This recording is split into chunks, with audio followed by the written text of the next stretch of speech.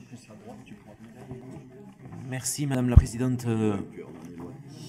Le sens de cet amendement, c'est évidemment pas ni de porter un jugement, ni de minimiser l'importance qu'a chaque député au sein de l'Assemblée nationale et bien sûr ceux qui ne sont pas inscrits dans un groupe parlementaire.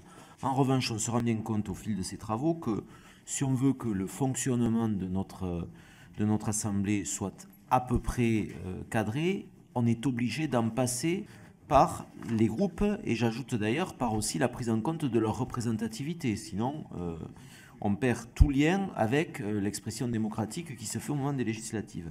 Et moi, je considère qu'il y a deux problèmes. Le premier, c'est que si on fait d'ailleurs ce que Madame la Présidente vous avait indiqué vouloir faire pour la réunion qui suivra, c'est-à-dire qu'on associe des députés non inscrits aux réunions des représentants des groupes.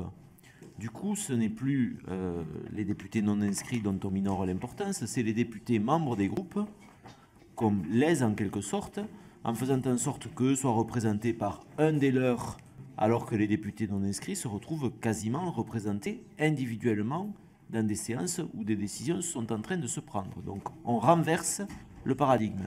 Et deuxièmement, s'agissant de députés non inscrits qui sont d'horizons divers, je ne vois pas comment tout d'un coup il pourrait convenir qu'un des leurs les représente dans des réunions ou dans des instances qui sont chargées justement de tenir ou de définir une ligne de conduite pour le déroulement ultérieur des débats. Donc ça pose vraiment des questions quant à la façon dont on gère le fait que nous sommes tous élus individuellement au suffrage universel, pour l'instant au scrutin majoritaire sur des territoires d'élection, et le fait que le fonctionnement d'une assemblée où il y a aujourd'hui 577 membres, demain peut-être moins, exige tout de même qu'il y ait une prise en compte des appartenances politiques.